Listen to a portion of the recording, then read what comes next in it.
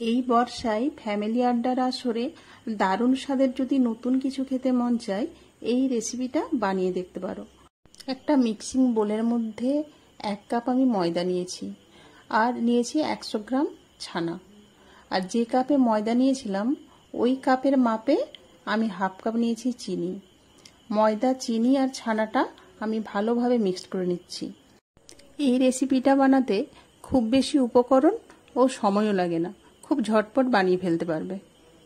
আমি এখানে 1 কাপ দুধ নিয়েছি। আমি যে পরিমাণ ময়দা আর ছানা নিয়েছি তাই 1 কাপ দুধ লেগেছে।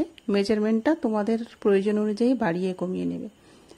কম কম করে দুধ দিয়ে আমি ময়দাটাকে আর ছানাটাকে ভালোভাবে মিক্সড করে নেব।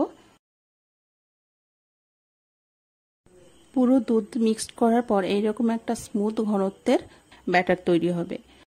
এই সময় হাফ টিস্পুন বেকিং সোডা দিয়ে 1-2 মিনিট আবারও ভালোভাবে ফেটিয়ে নেব। এদিকে একটা কড়ার মধ্যে তেল দিয়ে তেলটা হাই হিটে গরম করে নিয়ে গ্যাসের ফ্লেমটা আমি মিডিয়াম করে দিয়েছি। তারপরে পরিমাণ মতো ব্যাটারটা নিয়ে ওই তেলের মধ্যে আমি দিয়ে দিলাম।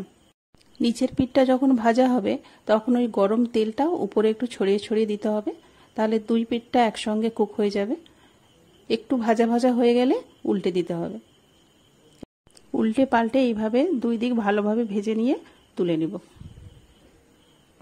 বাড়িতে একবার হলেও এইভাবে বানিয়ে খাবে, আর কেমন লাগলো আমার রেসিপিটা সেটা কমেন্ট করতে কিন্তু ভুলবে না।